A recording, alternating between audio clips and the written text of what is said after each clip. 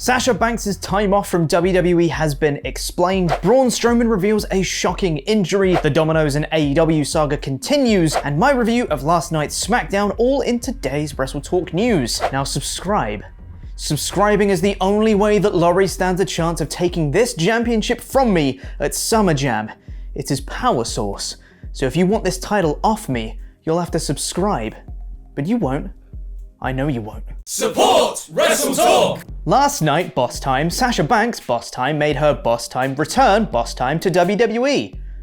Boss Time. Banks has been off television since losing the SmackDown Women's Championship at WrestleMania 37 Night 1. Now PW Insider has reported a possible reason why she missed so much television. A number of WWE stars have taken long periods of time off after WrestleMania in the past, such as Shawn Michaels in 2009, The Undertaker in 2011, and CM Punk in 2013. Some had speculated that Banks could just be taking time off, but now it appears there was more to her absence than the others. Prior to her SmackDown return, Mike Johnson of PW Insider reported that the belief, although never officially announced, is that Banks had been off from WWE in order to film material as Koska Reeves, her Star Wars character, for a future Disney Plus Lucasfilm series. Banks made her Star Wars debut during the second season of The Mandalorian. Her character, Koska Reeves, appeared in 2 episodes, and with the show focusing more on the Mandalore in the future, it definitely seems possible that Banks could have an expanded role in Disney's plans. And if you haven't seen the show and have no idea what a Mandalore is, then carry on because no spoilers. I don't know what a Mandalore is either, I'm just reading the script. I don't have Disney Plus. Braun Strowman was recently announced for his first post-WWE appearance, as he will appear at QPW Super Slam 3 event in Qatar in early 2022. However, the more shocking news regarding Strowman is what he revealed on Instagram on Friday. Strowman posted a video of his workout, and when one of the comments asked him when he would be doing some deadlifts, he responded by saying that his lifting days are over because he is 15% paralyzed in his leg as a result of a back injury suffered in 2015. Strowman debuted on the WWE main roster in August of 2015, and it's unclear whether the injury in question took place before or after he began appearing on television regularly. It does not appear, however, that the injury greatly affected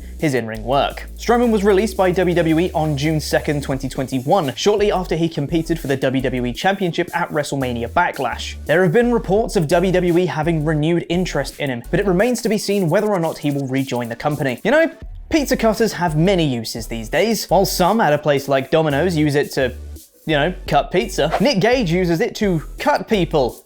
And that had Domino's in quite a fuss this week in his match against Chris Jericho. We've already reported on Domino's statement following the No Rules match at AEW Fight for the Fallen, which essentially amounted to them not being happy bunnies, but now top AEW star Jon Moxley has responded to their statement. Appearing on the Cincy 360 podcast, he said, "Domino's needs to chill out. They need to chill. It was a coincidence. Jump on the bandwagon. You don't think Nick Gage can sell some pizzas for you? Pabst Blue Ribbon? How do you pronounce that? Pabst? Paste? Pabst? We don't have it in the UK. Has also voiced their support for Gage and AEW, saying they want the ad spots and posting a picture of a PBR pizza cutter. Let's see that end up on the Price is in Quizzlemania one day, Adam. And now it's time for my review of last night's SmackDown in about 5 minutes. The show opened with a recap of last week's John Cena, Roman Reigns, Finn Balor promo triangle, which included the missionary position line from Roman, so it was just taken off the YouTube version then for some reason. John Cena then came out and cut a promo against Roman, saying he was a scared child and by accepting Balor's challenge he was ducking Cena. But after Cena had finished, out came disheveled Baron Corbin, who begged Cena for some help, saying he knows they've never gotten along, but he's desperate. After his dick injury from last week, he said he can't perform anymore, and the wife and kids have left him. How can you boo this man? Cena leaves it up to the crowd, who tell him they shouldn't help the poor, in-need, well-meaning wrestler. Good job, Minneapolis. Cena then gives Corbin a little money he had on him, and Corbin remarks that it's not enough. Cena's a Hollywood megastar now, and he's a sellout, so Cena delivers an AA to him. Now, I don't know what they're doing with Corbin. I thought last week was the babyface turn starting, but now I have no idea. Regardless, Corbin is playing this character so incredibly well. We got a recap of the Usos versus Mysterios from last week, before a Jimmy Uso versus Rey Mysterio match. It was pretty fun, and ended with a reversal from last week, where Rey rolled up Jimmy, but with Dominic's help. I don't mind this, the Usos have done it twice now, and it's a little payback. I just don't know where this feud is going. After another recap, I'm sensing a trend here, of Carmella versus Bianca Belair from last week. Belair came out to celebrate surpassing 100 days as champion, but was interrupted by Carmella, who has lost twice. clean, who said she deserved another go. I mean, no. And then was interrupted by Zelina Vega, who hasn't won a match since coming back to WWE before Money in the Bank. Zelina Vega says Carmella doesn't want to be a 3-time loser and says she's a rising star. I mean, no. And because wins and losses actually matter, this statement holds absolutely no water. For some reason, Bianca accepts Vega's challenge, and then she and Carmella beat up Belair before the return of Sasha Banks, who came out as a face, beat up Carmella and Vega, and hugged Belair. It's boss time. We then got a recap of Reginald becoming 24/7 champion before he had a match with a mystery opponent who turned out to be Chad Gable. Reginald got a promo before the match in gorilla position, where he's now lost the French accent entirely, and he revealed on a WWE.com exclusive clip that he was speaking in that accent because Carmella wanted him to, even while he wasn't with Carmella and was with Nia and Shayna. Yeah, makes sense to me. Also, this guy clearly wasn't supposed to walk through the curtain during the promo.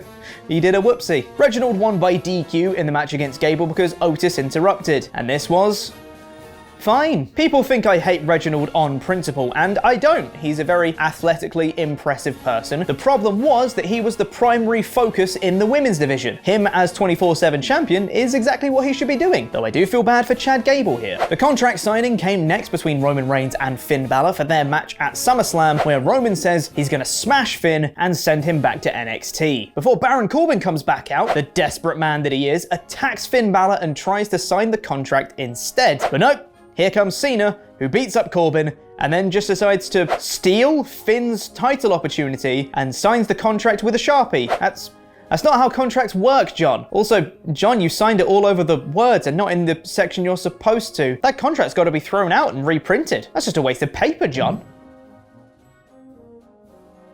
Also, this was kind of a dick move from Cena. This was Finn's opportunity, not his. Stop Corbin, by all means, but taking it away from Finn? Didn't sit right with me at all. Paul Heyman brought up a legitimately great point backstage, saying Finn Balor's name is the one that's on the contract. But DeVille and Pierce wave that aside and just say, it'll be Cena versus Reigns at SummerSlam. Okay then. A 6-man tag came next of Big E, Nakamura, and Cesaro versus Apollo Crews, Ziggler, and Rude. This was a very quick match, and Nakamura won by pinning the champion, Apollo Crews. WWE, innit? We then got a recap, if you're keeping count, that's 5, of Edge and Rollins from last week, before Edge makes his entrance, and it cuts to an ad break. When we come back from the ad break, Seth Rollins is in the ring because he attacked Edge during the ad break, and honestly, I thought this was kind of cool. It's different. You don't get different all that often in WWE. Rollins then shows a recap of his feud with Edge. And once that's done, he says if he can't be Universal Champion, then neither can Edge. Cool. Good stuff. We then got a recap of the contract signing. I saw it. I was here on this show. And then it was the main event tag match of Carmella and Zelina Vega versus Bianca Belair and freshly returned babyface Sasha Banks. So naturally, after Banks tapped out Carmella in a fun match, she turned on Belair and tapped her out with the Banks statement as well. I love this. The return and turn in one night was really effective, and this is no doubt setting up the WrestleMania rematch, which should be wonderful. And to finish, we got a replay of the beatdown we just saw, because of course we did. So that was the show. Let me know what you thought in the comments below and by voting in a poll and a poll match on our community tab, where 68% of you voted for yay, Sasha Banks instead of oh no, Sasha Banks. I thought this was a decent show, but there seemed to be an awful lot of filler on it with replays and recaps galore. The Banks return was very good, I thought, and sets up an exciting match, but the contract signing was a very convoluted way to get to Cena versus Reigns. The undercard feels a little disjointed and uninspired right now, and Seth versus Edge will still be very good, but this week felt a little stagnant despite a cool beatdown angle. Overall, this show gets a high 3 out of 5, smack bang in the middle. I thought the Jackass 4 was going to be like the greatest trailer I ever saw in all of my life, but not 1 week later, Luke. They're escalating this until you have a heart attack is what they're doing. I mean, I cried quite a bit watching this trailer. I posted up a picture on Twitter, which you can see on screen now. I legit cried watching this trailer.